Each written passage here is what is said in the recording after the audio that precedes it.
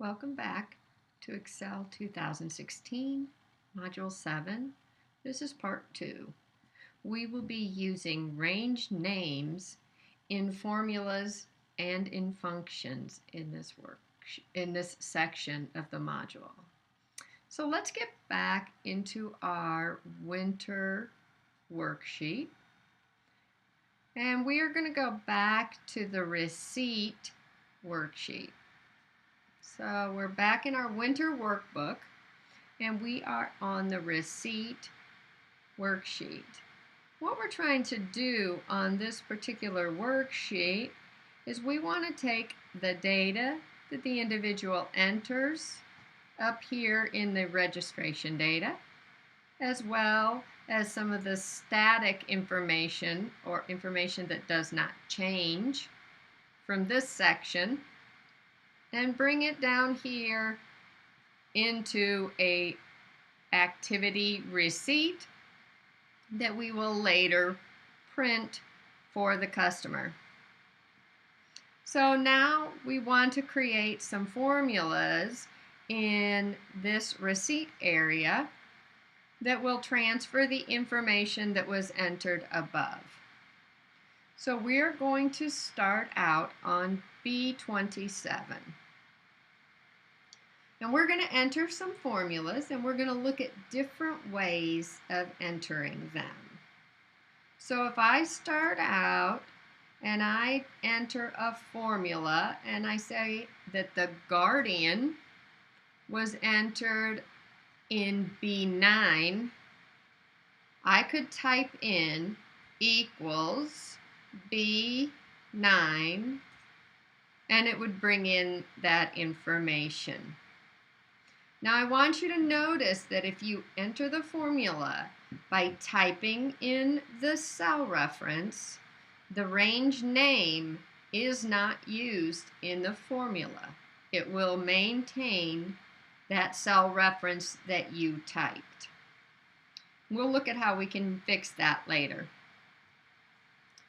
So another way that we can do it is by clicking on the cells. It's usually my preference to click because, again, that avoids me typing in the wrong cell address or the wrong range name. So I can type in equals and I can click on B10 for the address. You can see when I click on this cell, it does not bring in the cell address of B10, but rather it brings in the range name that we have assigned to that cell. So you will get range names in your formulas if you click on the cell. When you hit enter, you see that it does display the answer. And if we go up and look at the formula again in the formula bar, you see that it does in fact maintain the range name in the formula.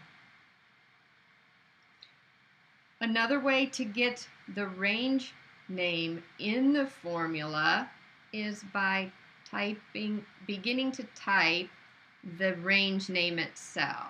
So if I said equals and started with a C, now at first Excel is not sure what I'm trying to type, so it brings in, if you look at this symbol that says FX, these are all built-in functions that we begin with the letter C.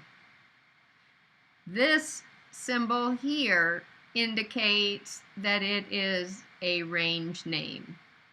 But if I type the second letter, you can see it narrows down my search.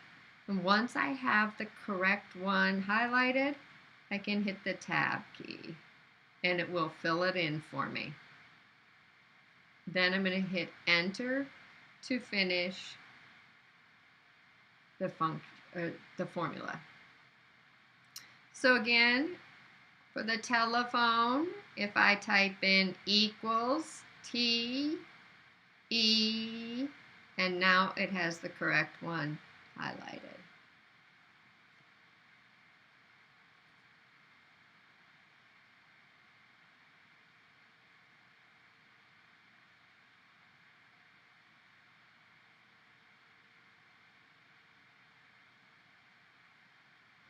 So those are the ways that we can enter in our formulas. So we are going to continue adding some of the other information.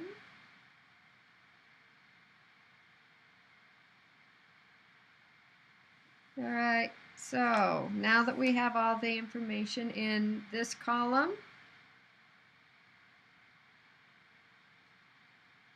we're going to go ahead and go over here to the registration date, and we want to be in column E25. And if we look up, the registration date, again, is one of the fields that we have entered up here. So we can type in equals RE, and it's not sure. Notice we've got a receipt discount, a receipt fee, and a registration date. So if I just type that G, it narrows it to the correct one. You always want to make sure you are selecting an option with this symbol next to it, which means it's a range name. Notice that this date fills in as a generic number. That is because of the number formatting. So let's go to our Home tab and change this to short date. And now it will display the date.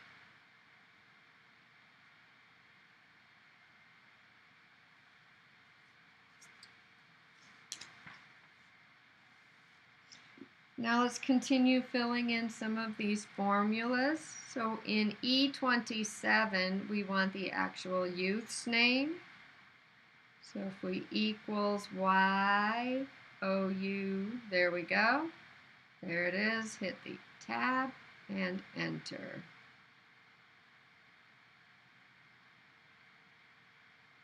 We can also, as I said, click on sales if you don't want to use the typing approach. So for the activity, we could type equals and then scroll up a little bit and select the cell B5 by clicking on it.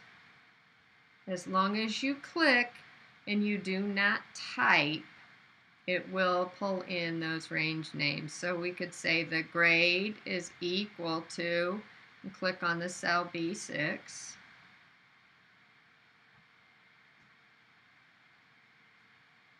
And then the shirt size is equal to, and we could type this in as shirt size. There we go. And enter.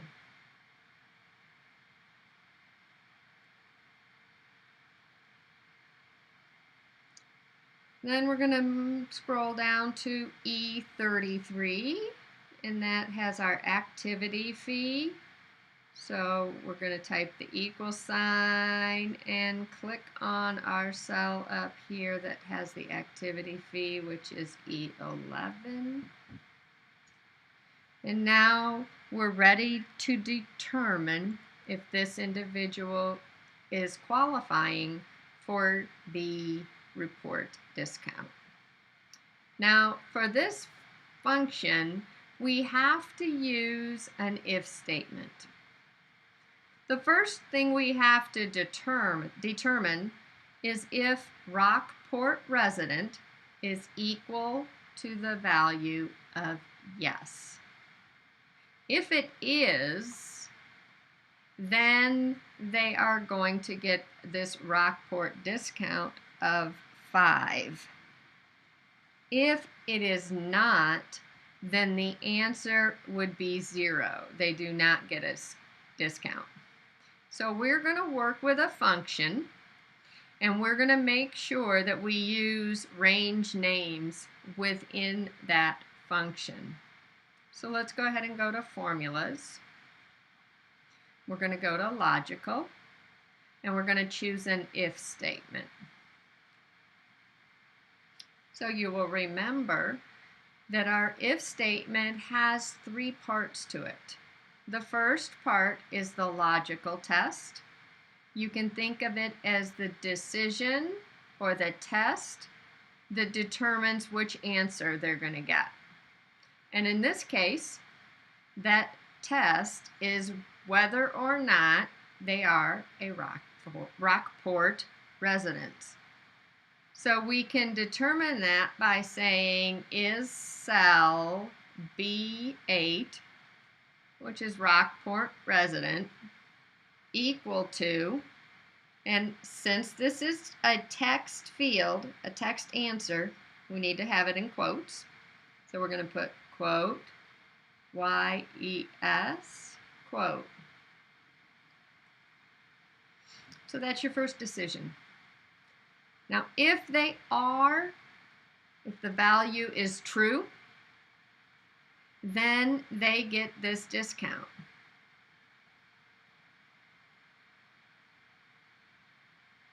So we're going to click on the Rockport discount field.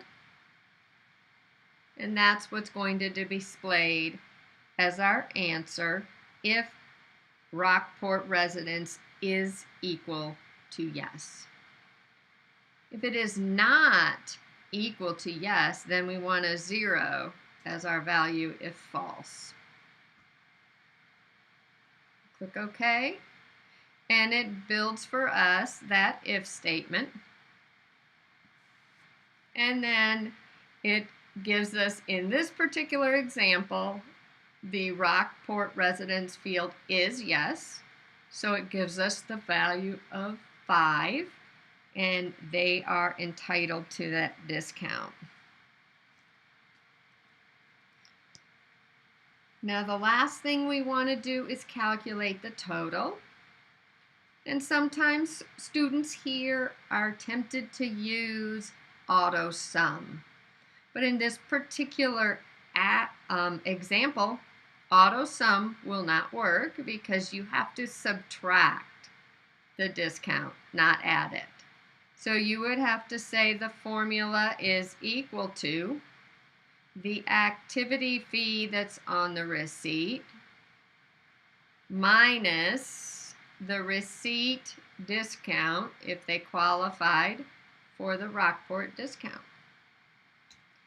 And it gives us the invoice amount of $75. Now the last set of formulas that we have to work with are in this transfer area along the bottom. So down here on the bottom in our transfer area, one thing that the text doesn't do that I might do to create some documentation is underneath each box, I would probably put a field name. So this is the guardian. The second box over is going to be the telephone. The third box is the youth name. Then we want the activity, followed by the grade and the shirt size. So for documentation purposes, I would probably put some headings down there. The text does not have that. So let's go ahead and put in some formulas. And since it's easier than scrolling up and down, I'm going to use the typing approach with the field names. So we're going to say equals G for guardian, U, and it pops it up. So I can tab through that and hit enter.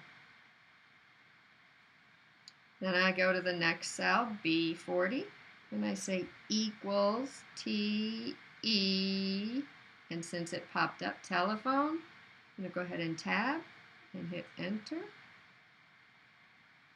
Go to C40 and type in equals YO, and it popped up youth name. So I can tab and hit enter. Activity is going to be equals ACT, and it came up. Tab and enter. equals GR, tab and enter, and then finally in F40 I will type equals SHI for shirt size and enter, tab and enter. So now we have all of the formulas in with range names except this one that we had typed in with a cell reference. Now this could be used, what we're going to show you, in a couple of situations.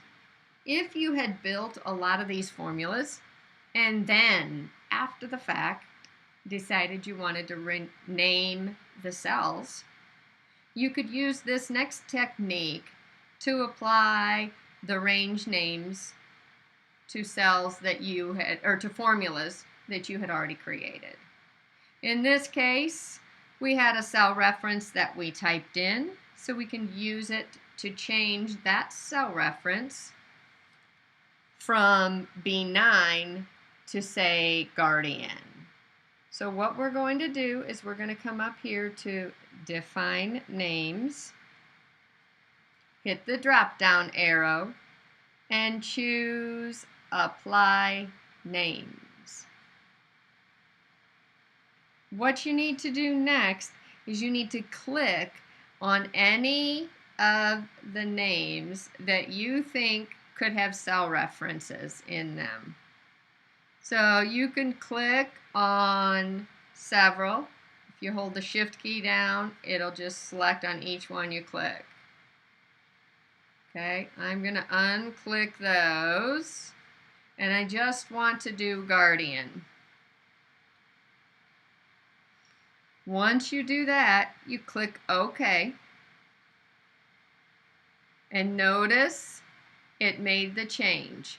It changed the reference to from B9 to Guardian, and it fixed our formula for us. If we had other formulas that we had not used range names, then we could use that option to apply those names there as well.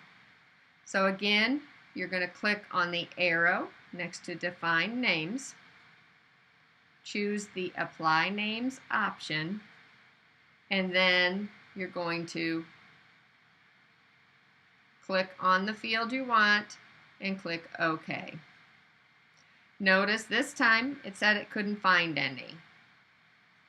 Now sometimes if you have a range selected when you start that, it may only look in that range. So make sure you have only one cell selected so that it will look at the entire worksheet. And that concludes this segment of our Module 7. So I'm going to go ahead and save our work. And when we come back, we're going to look at data validation and how we can ensure that proper data is being entered into our worksheets.